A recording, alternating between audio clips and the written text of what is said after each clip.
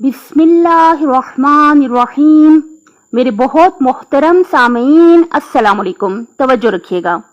आज हम माह रमजान के 14वें दिन की दुआ पढ़ेंगे और हमेशा याद रखें, जब भी कोई दुआ पढ़ने लगे दो बातों का खास ख्याल रखें। एक पहली ये कि हम कितने अजीम परवरदिगार की बारगाह में हाजिर हैं।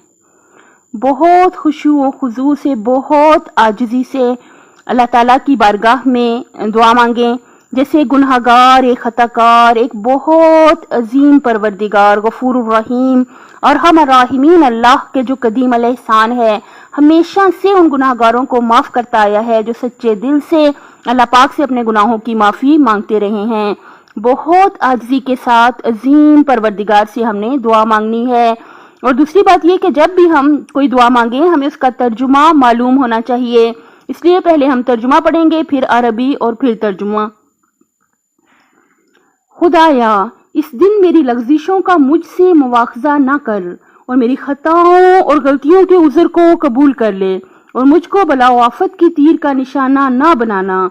अपनी इज्जत के वास्ते से ए मुसलमानों को इज्जत देने वाले।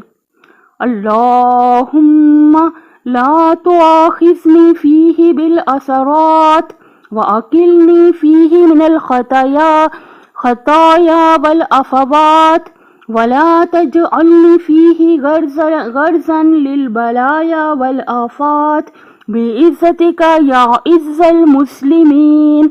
खुदाया, इस दिन मेरी लग़्ज़िशों का मुझसे मुआख़ज़ा न कर और मेरी खताओं और गलतियों के उज़र को कबूल कर ले और मुझको बला आफत की तीर का निशाना ना बनाना। अपनी इज्जत के वास्ते से ए मुसलमानों को इज्जत देने वाले।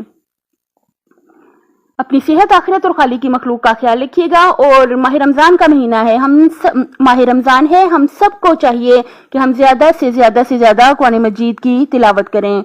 अल्लाह पाक हम सब की तमाम इबादत, जो रोजे, नमाजें, कुरान पाक की तिलावत और जितनी भी इबादत हैं अपनी बारगाह में कबूल मंजूर फरमा ले। और हमारी नेक जो इबादत हैं उसमें जिस किस्म की जो भी गलतियां हो गई हैं, गरूर, तकब्बुर समेत, खुद पसंदी समेत, रियाकारी यानी दिखावा समेत, जिस किस्म की जो भी गलतियां हैं हमारी इबादत में, अल्लाह पाक माफ फरमाए और हमारे तमाम नेक अमाल जितने भी हमने अपनी जिंदगी में किए हैं सारे कबूल मंजूर फरमा ले कि हम अपने साथ कब्र क़यामत तक अपने नेक अमाल साथ ले जाएं।